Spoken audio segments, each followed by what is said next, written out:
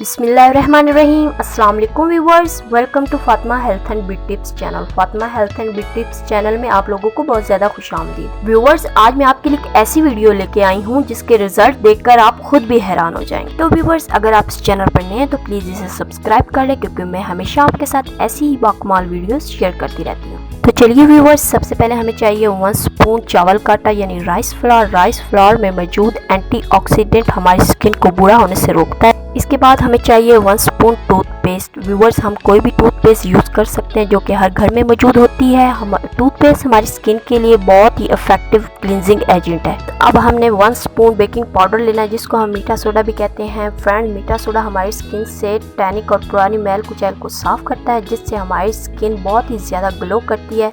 अब हमने लेना है 1 स्पून लेमन जूस। जैसा कि हम सब जानते हैं कि लेमन जूस विटामिन सी से भरपूर होता है, जो कि हमारी स्किन की बेसिक नीड में से एक है।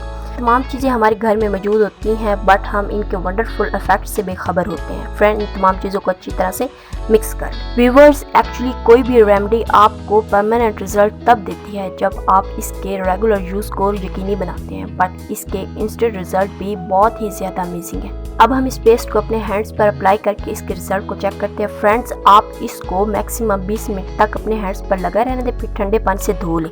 यूजुअली हाथों और पाँव पर भी सेंसिटिव स्किन वाले इसके यूज से पहले अपना पैच टेस्ट जरूर कर लें, ताकि कोई भी इंग्रेडिएंट्स इनके एलर्जिक रिएक्शन का बाइस ना बने। तो धोने के बाद आपके हैंड्स इतने वाइट और स्किन नरम और मुलायम हो जाएगी। तो ये था हमारा आज का वीडियो। उम्मीद करती हूँ आप लोगों को बहुत ही ज़्यादा पसंद आया होगा। मिलते हैं नेक्स्ट वीडियो के साथ। अल्लाह हाफिज़।